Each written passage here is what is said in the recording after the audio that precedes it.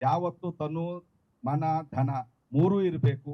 ಆ ಮನಸ್ಸು ಕೊಟ್ಟಾಗ ಆ ಮನಸ್ಸು ಯಾವತ್ತು ಈ ಶ್ರದ್ಧೆಯಿಂದ ಈ ಸಂಸ್ಥೆನ ಶಿವಸ್ವಾಮಿ ಆಗಲಿ ನಮ್ರತ ಆಗಲಿ ಅವರು ಎಷ್ಟು ದೇವ್ರ ಹತ್ರ ಆಗ್ತಾ ಇದ್ದಾರೆ ಅಂದ್ರೆ, ಪ್ರತಿ ಶುಕ್ರವಾರ ನಾನು ಪೂಜೆ ಮಾಡ್ತೀನಿ. ಆ ಪ್ರತಿ ಶುಕ್ರವಾರ ನಾನು ಪೂಜೆಗೆ ಯಾವತ್ತೂ ತಪ್ಪಿಸ್ಕೊಳ್ಳೋದೇ ಇಲ್ಲ. ಅವರು ಒಬ್ರು ಚಾಮುಂಡೇಶ್ವರಿ ತಾಯಿಗೆ ಮತ್ತು ರಾಜರಾಜೇಶ್ವರಿಗೆ ಇಬ್ರುವೆ ದತ್ತು ಮಕ್ಕಳ ತರ ಆಗ್ಬಿಟ್ಟಿದ್ದಾರೆ. ಅವ್ರಿಗೆ ಕಷ್ಟ ಅನ್ನೋದು ಪ್ರತಿಯೊಬ್ಬರು ಮನುಷ್ಯನಿಗೂ ಸಿಗುತ್ತೆ, ಬರುತ್ತೆ, ಹೋಗುತ್ತೆ. ಆದ್ರೆ ನಾವ್ ಯಾವತ್ತು ನಮ್ಮ ಮುಖದಲ್ಲಿ ಕಷ್ಟ ತೋರ್ಸಕ್ಕಂತೂ ಆಗಲ್ಲ, ನಮ್ಮ ಹೃದಯದಲ್ಲೂ ಸಹ ಕಷ್ಟ ತೋರ್ಸಕ್ ಆಗಲ್ಲ. ನಮ್ಮ ಮುಖ ಯಾವತ್ತು ನಗುಮುಖವಾಗೇ ಇರ್ಬೇಕು. ಇವತ್ತು ನಮಗೂ ಎಷ್ಟೋ ಕಷ್ಟಗಳು ಇರ್ತವೆ.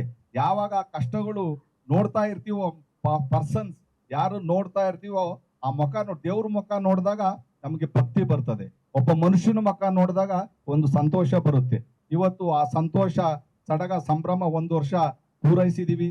ಈ ಮಗು ಇನ್ನೂ ಚೆನ್ನಾಗಿ ಬೆಳಿಬೇಕು.